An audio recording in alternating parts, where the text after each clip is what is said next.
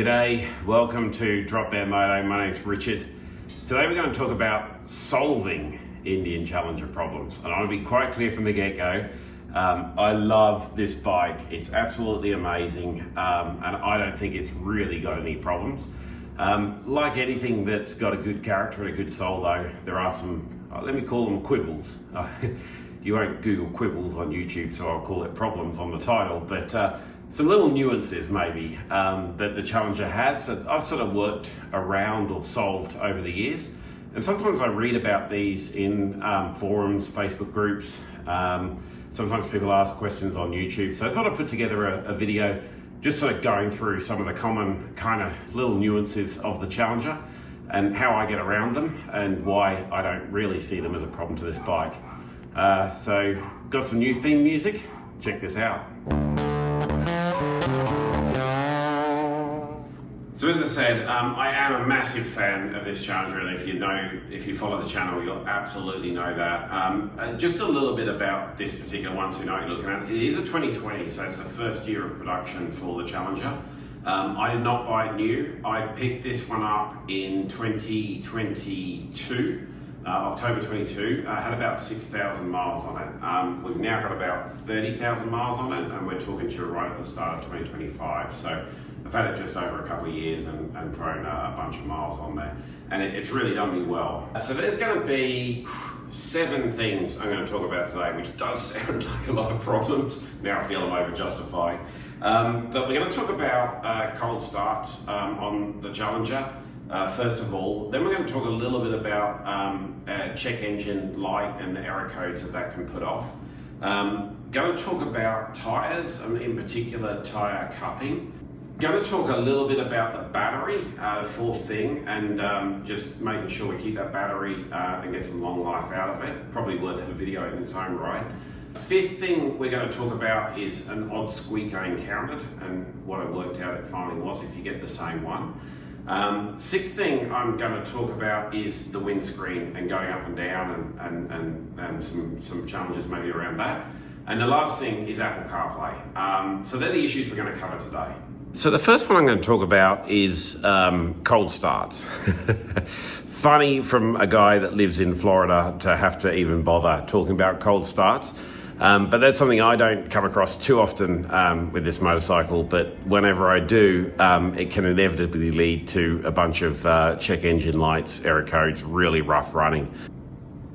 And no, that doesn't mean you have to tuck the big babies in nice and cold and keep them warm to be able to start them in the morning with blankies. The reason that this is, my understanding is it's nice and easy when we do our one whole oil change, as opposed to other motorcycles that require multiple kind of areas of oil. Because we've only got one, that oil's got to get all around the gearbox, all around the engine. And so when that oil has been sitting there a while, when it gets below, operating temperature, well below, kind of normal temperatures, get quite thick, and it can all sink to the bottom of the motor. So what you've got to really do is make sure that the motor's fully warmed up before you start to turn the throttle at all. So all you got to do really is put that on, check the screen. And I've found that if you get it warmed up to 150 degrees Fahrenheit, I'll put the Celsius conversion in here, but if you get it warmed up to about 150 degrees Fahrenheit, it's good to go. That's enough to get the oil all cycling through everywhere it needs to lubricate, get nice and warmed up, and then you're ready to go. Again, I take off a little bit slower on really cold mornings. And this is, a couple of times I notice it in Florida, as I say, but more often than not, it's when we're on our longer trips and we get up into the rest of the US and we have some cold days. We definitely need that bike to be fully warmed up before we hit the road. Otherwise, run's rough, and you can't get a check engine light, which leads us to number 2, check engine lights.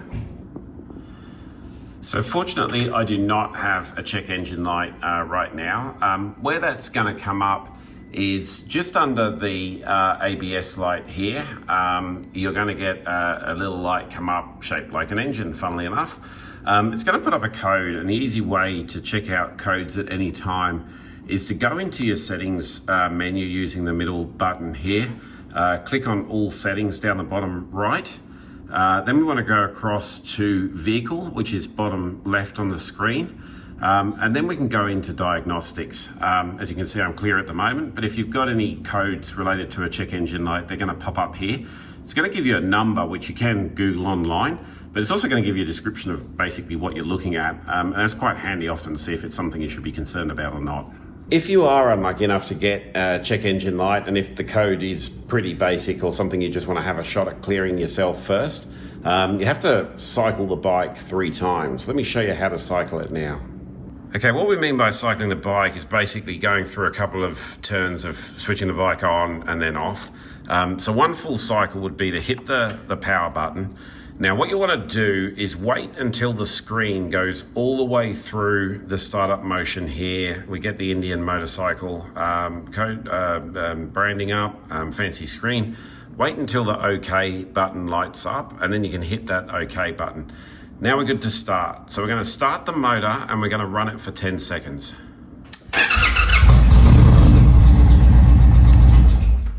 The end of 10 seconds, we're going to kill the motor. And then what we're going to do is switch the engine, or the power button, sorry, off again. And then we're going to let the bike, I wait until the little electric kind of hum stops and you can hear it fully power down. And then we count for 10 seconds when the bike's fully powered down again. Once that bike has been fully powered down for 10 seconds, that's one full cycle. We just hit the start button again, we wait for it to fully cycle through till we get to the OK button, start the motor again, let it run for that 10 seconds, power it down, turn it off, wait 10 seconds, do that one more time, and then that's 3 cycles of power, and you should have cleared most engine codes or check engine lights that are up there, if they're not a major worry. And they won't come back on until the sensor's triggered or whatever triggered those things to come on. So that's the first thing I would do in trying to clear a check engine light that comes up. So I'm going to talk now a little bit about tyres and tyre cupping in particular. I'm running the Metzler Cruise Techs, which are the standard tyres that come with most Challengers. I love these tyres. They're really sticky. They hang on the corners great. Haven't had a lot of experience with tyres, I'll be honest. I tend to stick with the factory one. But I have enjoyed these tyres. They really stuck to the road and I didn't really want to try anything else. As I say, I got this bike with 6,000 miles on it, and already I had a little bit of cupping on the front tyre. Straight away, I was told, run the front at 40 PSI and run the back at 42 PSI. So I started doing that. That cupping sort of, didn't get any worse. It kind of hung in there. I think I ran those tyres from 6,000 up to about 15. That was probably a bit too long, to be honest. That actually, during our trip up to Laconia, which we've got some videos of on the channel, I started to get really bad cupping in the front, and I didn't have time to change it while I was away, so I did actually come home on it, and I probably lost a bit of confidence. At 40 miles per hour, if I took my hands off the bars, they were just going crazy. So this wasn't a good tyre to be riding on at 15,000 miles. I did switch them over. I've done 15,000 again on these 2 sets, these 2 tyres, and I've got plenty of life left in them. I really have. I reckon I'm going to get these 2 to 20,000 miles on this set easily. Now I do live in Florida. Most of the riding I do is straight and keeping the bike up, so I don't really test out those chicken strips too often until we get away on these trips or get into some riding, certain areas. So we are really easy on our tyres, but since I've been running them at those increased PSIs, 40 on the front, 42 on the back. These Metzlers have been awesome for me. So let's talk about the battery for a couple of minutes. Battery is located up under the chin sort of spoiler here. This was an interesting one. I never ever tended my motorcycles, and I used to be a big hero about it. It's like, I ride my motorcycles so often. I've got multiple motorcycles. They all go out, at least once a week for a decent ride. I don't need to tender them, I use them. What I misunderstood with all that is that quite often there's only a certain type of riding where it will actually charge the battery back up. Whilst I didn't have problems doing that ever, and I never ran into a flat battery type scenario, this bike does use a lot of juice out of its battery. It's got a lot of electronics on it. And it can bring it down, and if you're not doing a certain type of riding, you're not going to charge it fully back up. Once I learned that, I did buy some tenders, put the motorcycles on tenders, and I've been tendering it ever since. And I'm getting good mileage out of batteries now. Probably will do a full video because I did just change out a battery, and I'll talk a bit about through that and why I picked what I picked. The only other thing I'll say is that there was a recall on the Challengers for a parasitic draw on the battery, and I know that there's been a lot of bigger problems than I've had out there. So definitely say if you're having battery challenges, make sure you've had that warranty change done. I haven't yet because, as I say, I don't believe I've got it because this bike does run so well, and there's been concerns that overwrites the tune, which I do have a Lloyd's tune on the bike. So I haven't done it yet, even though 2020 just became legible to get that parasitic draw software update. So I'll leave it for now. Definitely say if you're having problems with that parasitic draw, or if you're feeling the battery's going down, even though you're running it on some sort of tender, I definitely say start with that warranty upgrade first. So now I want to talk about, I started to get a squeak at one point. It actually came in winter, so I thought it might have been something to do with the cold. Funny how we just kind of try and attach it to something. What was happening though is if I let the clutch out, so the clutch was engaged, and I had no load on the throttle, so I was just kind of coasting, I just get this whine coming out. So I'm sort of like, well, it's got to be somewhere in the drivetrain, it's got to be something to do with the motorcycle. Checked a bunch of stuff, went through everything, and at the end, the only thing we could find out is the drive belt had come out of alignment slightly, just causing a bit of a whine or a bit of a squeak. So got that drive belt aligned. Won't go through the process to do that now, but I'm sure there's videos on YouTube how to do it. But once that drive belt was back in alignment, no squeaks at all, so managed to clear that one up pretty easily. One of the awesome features of the Challenger is the adjustable windscreen, so we can lift that up and get a little bit more protection from the wind. On the freeway, I find it I can really tuck in behind that, or if I've got adverse weather or it's cold, we can run that up. And then of course we can run that straight back down at any point. Now, originally there was a problem with, I think it was one of the cogs inside that winding mechanism that was failing. It was a plastic part. So again, the best thing I'd say there is get the recall done.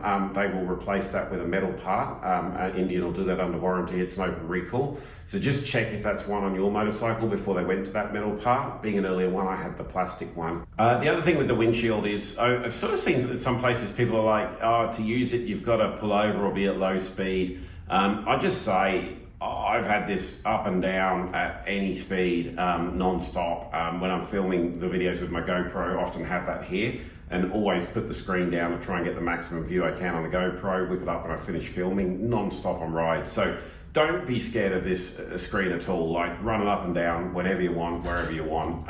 It's not a problem, and they're pretty hardy with that metal piece in there.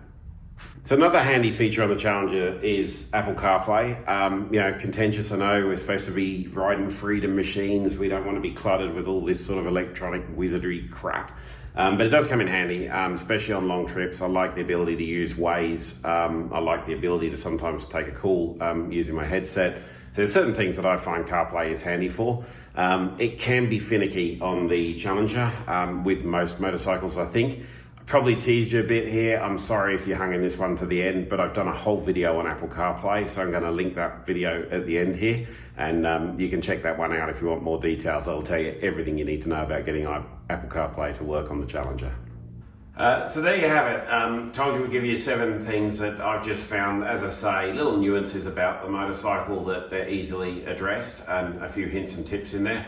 Hope the video helped. If it did, please give me a like. It just helps the channel. If you've got any questions or you've seen anything else that you also found, maybe we can answer them as a community for you. So pop it in the comments below, and we'll try and get back to you. If we get enough in there, we'll film another video if I know how to solve them. If I don't, I'm sorry. I know that some recent bikes have had other issues, and as always, there's lots of things out there I probably haven't covered today. But I got to be honest, this bike has been, amazingly reliable for me.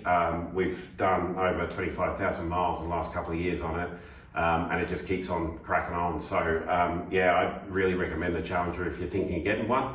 Couple of little nuances there, but we gave you the solves for them. So hope you enjoyed the video.